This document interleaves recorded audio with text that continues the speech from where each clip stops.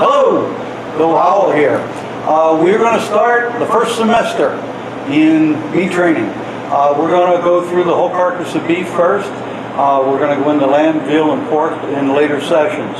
But today I want to start with the beef carcass, and we're going to talk about, basically there's two categories of beef, and in those two categories there's two types. The first category is beefsteak cattle, and that would be young males that have been castrated before they reach maturity, and young females that have never born a calf. Beefsteak cattle is what we're going to be talking about. The other category has bull meat and cow meat. What are they? A cow is a female that has born a calf, and for the most part it bears a calf every year to produce milk. It goes into the manufacturing industry of the beef business, making hamburger patties, chip steaks, different things like that. It is not beefsteak cattle. It is the lowest 4 grades out of the 8 grades of cattle today. Bull meat basically is a byproduct of what the bulls do. When the bull can't do it anymore, it goes to the packing plant, and it usually ends up in high quality hot dogs. But today we're talking about the young heifers, the females, and young beef cattle that have been put into a feed process, been fed up to 120 days with a lot of high protein feed to produce good quality beef. And what I want to do is I want to go through the carcass and show you where all the cuts come from, and we're going to start right back here. This is a skeletal chart of the beef carcass, and we're going to start at the round of beef. This is the hind leg. You've got your shank. You go into your full round of beef. In the full round of beef, you have the top round or inside round. You have your knuckle or veiny, as it's called in some areas. And on the opposite side, you have your bottom round, your gooseneck and eye round. Up in here is shank meat, and this we're going to go through one piece at a time, but I'll show you the whole steamship first, and then we'll go into all the cuts. We move into the sirloin area, or the hip area. This is the only sirloin on the animal. You will find some people that call other cuts, like the New York strip, that come out of this part, sirloin, but it's not. This is the only sirloin.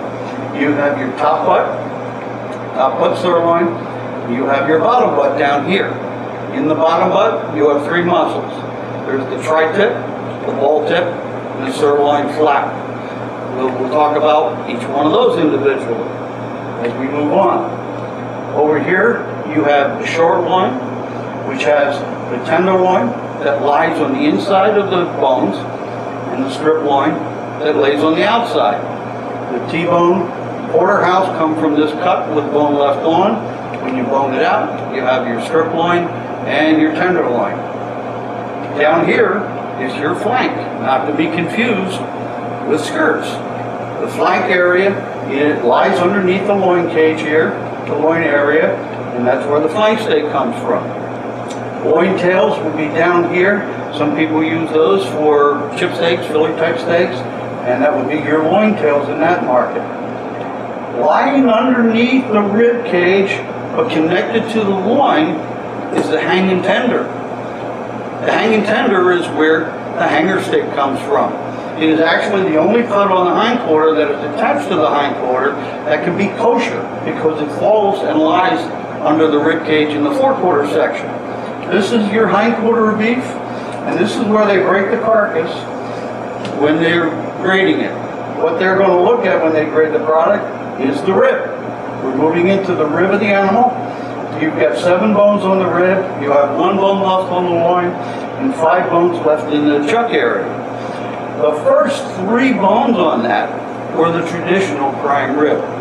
Now today, all 7 bone rib have become the prime rib in many cases. This is where you're going to get your 109 rib, your bone-in export rib, or bone-in ribeye, or 2-inch lip-on ribeye, or your ribeye roll. Down here is where short ribs come from. They come from this part, right at the end of the 10-inch rib cage. This is all plate meat. Underneath the plate meat is where the skirt lies. Your skirt or fajita comes from underneath the rib cage, in that area. We're going to move into the chuck of the animal, which consists of the shoulder clod and the chuck roll. The chuck roll is actually the muscle that connects to the ribeye, going into the chuck and into the neck of the animal. The shoulder clod lies on the outside with the shoulder blade running between the two. From the shoulder clod, we get the teres major, we get the flat iron, the top blade. So that all comes from this area. The shoulder clod, you might have heard of clod hearts, that comes out of here, and your chuck roll. We move down into this area here, and we have our brisket. This is where you get your brisket corned beef or your raw briskets. This comes from this area. Then you move into this area where we have the shank. So you've got from your hind quarter to your forequarter. This area is all front meat. This all is the hind quarter. So we've gone from one end to the other. Now we are going to start our next video, and we're going to go through the round, each cut one at a time. So we'll be back soon. Thanks.